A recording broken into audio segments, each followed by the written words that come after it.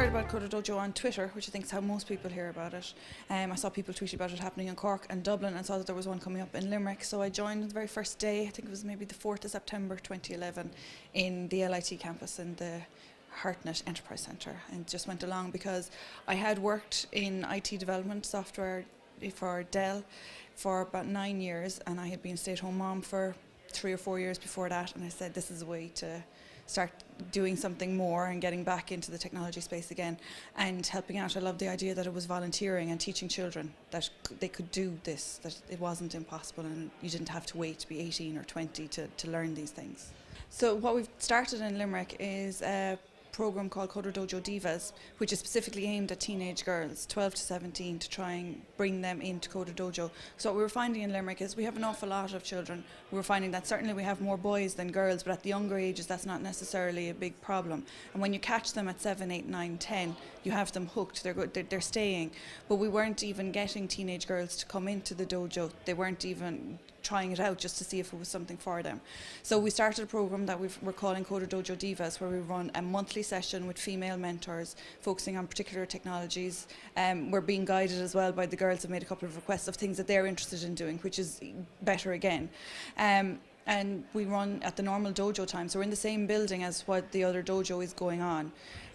Because the aim is ultimately to bring them into the normal dojo, that they would just be another group operating within CoderDojo Limerick rather than always having to be facilitated separately as a girls only group, because ultimately we want to make sure that everybody it's inclusive, and that just as important that men and women and girls and boys, that they all see each other as being working in the one group, that we have to get over the stereotypes, not just for girls thinking it's a male industry, but for men and boys to think it's not a male industry as well.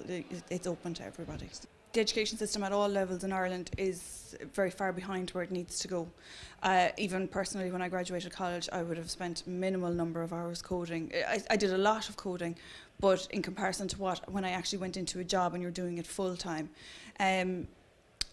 What does the education system need to change, whether it's different for boys and girls? I don't know. I think it is more equalising, that, you know, there was a time boys didn't have access to music and arts, you know, or home economics, and that's not true anymore. So those things happen over time.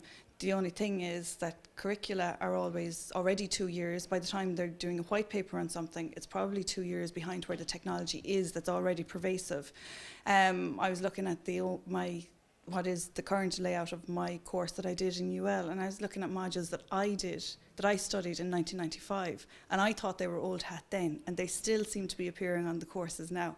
So there's a definite gap there as to a practical level of how you get into how people can access technology education, and whether it's a difference. I think if it came into schools, it would be an equalizer for boys and girls, that you would get over this, that it's only a boy thing or only a girl thing, because that's not allowed to happen in the education system anymore from what I can see.